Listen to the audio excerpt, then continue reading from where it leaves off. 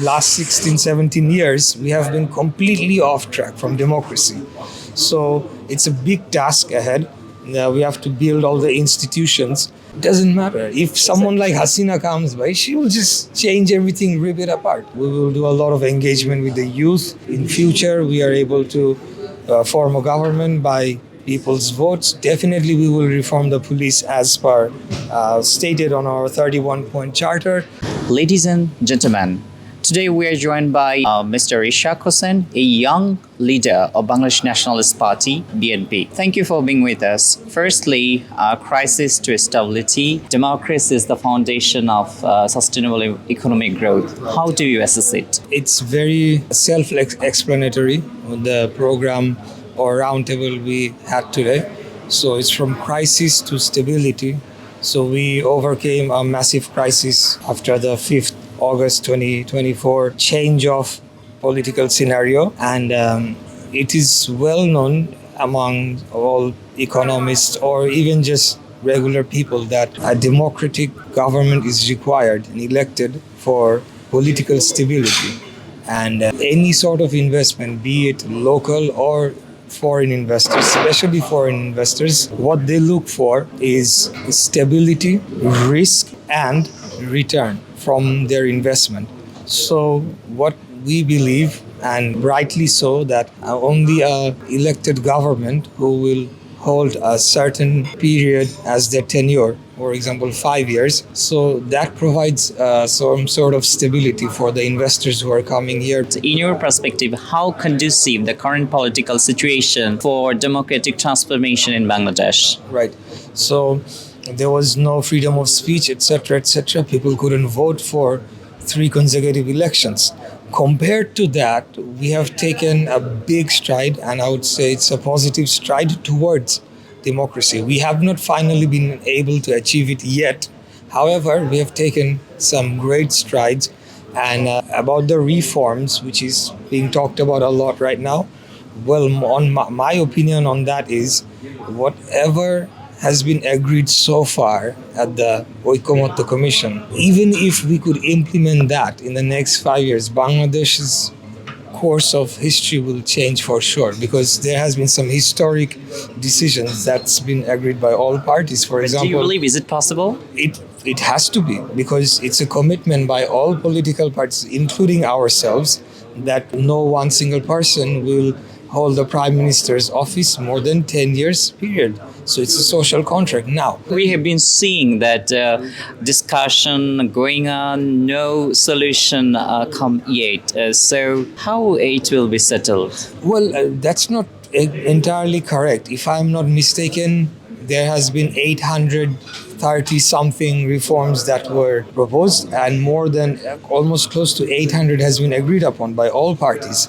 So where we have a difference now is the PR form of election that some parties are demanding, which was not in their manifesto or in their demands in the past. And how do we employ, for example, the chairman of the DUDOC, Anti-Corruption Commission, and bits and pieces like that. So I think those things are, after the July revolution, people understand, especially us politicians. We do see the urge from people that we have to change our politics. We have to think completely differently, come out of our traditional way of doing politics. And of course, the Gen Z, the younger generation, the youth, the students who gave their blood, to ensure that we get our freedom back, they have their own aspirations. They have certain needs and wants that, that they want us to address. So I think we will go forward with that. We will do a lot of engagement with the youth. And also, over the last 17 years, most of the institution has been manipulated, destructed as the government wanted back then. So there was no accountability, of course, but there was no valuation of meritocracy. Last 16, 17 years, we have been completely off track from democracy.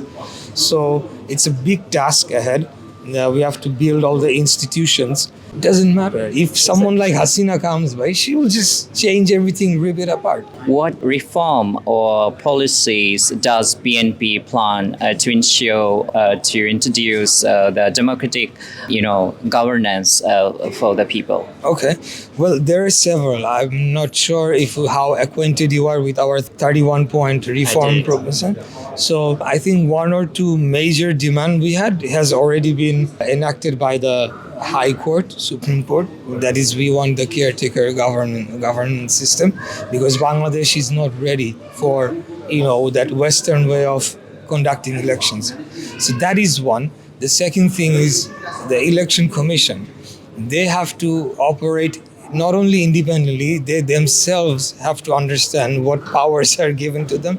So I think it's a matter of some experience, one or two elections, maybe some local elections, and also educate them. Or we groom people who will be able to become election commissioners, let's say 10 years' time, and with that sort of conviction that they will make sure it's a free and fair, credible election.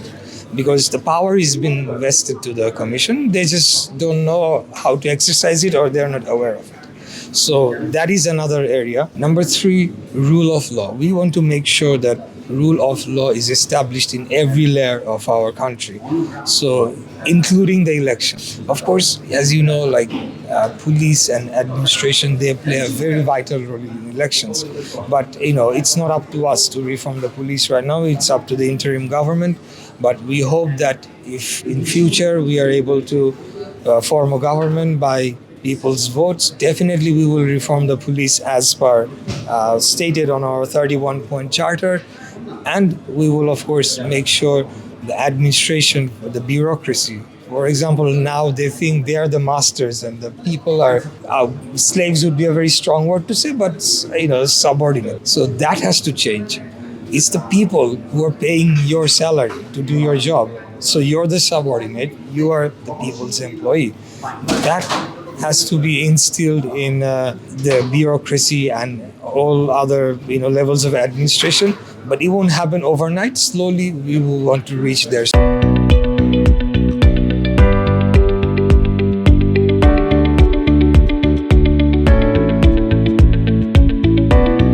Many of the people, they object for the political instability, the foreign investor are being hampered, and even some of the foreign investors, they directly complain, even they are showing their reluctancy to invest in Bangladesh.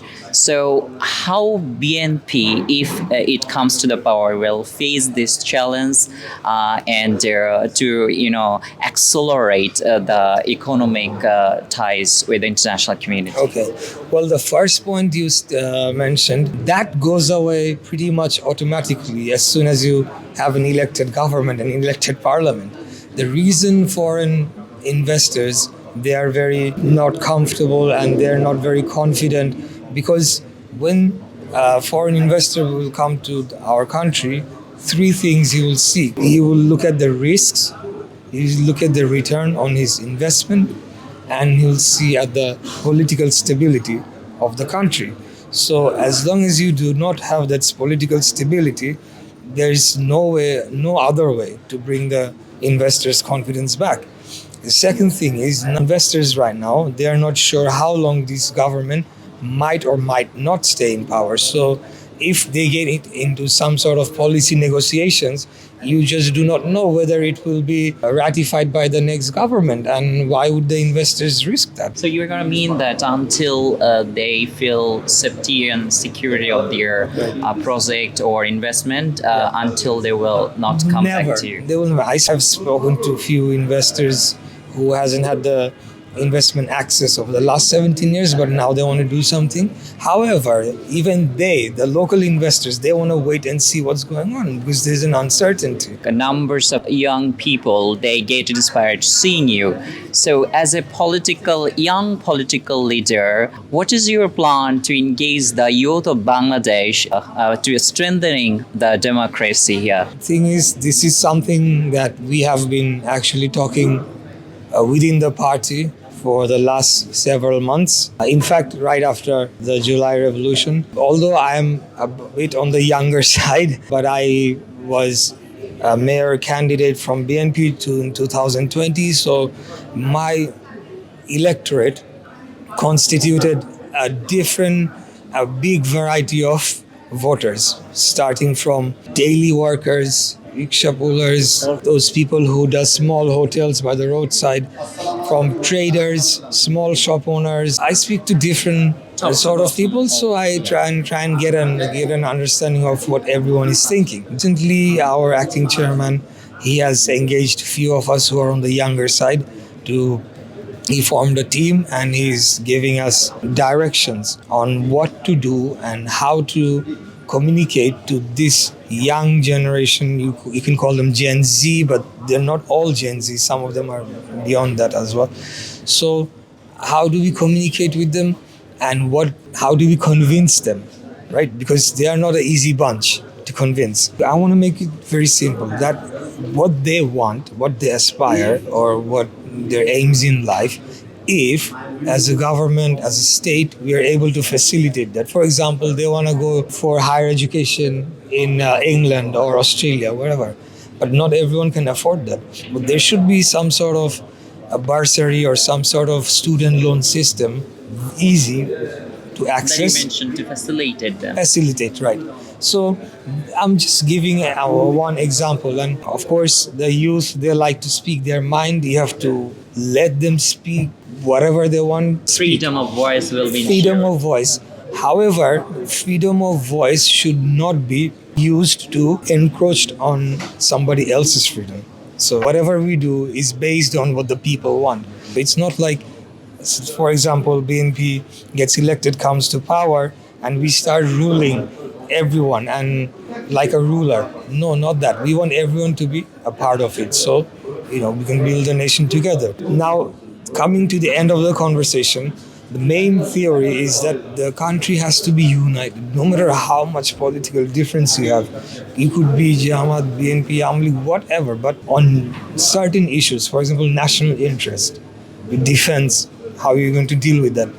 These things must be nationally.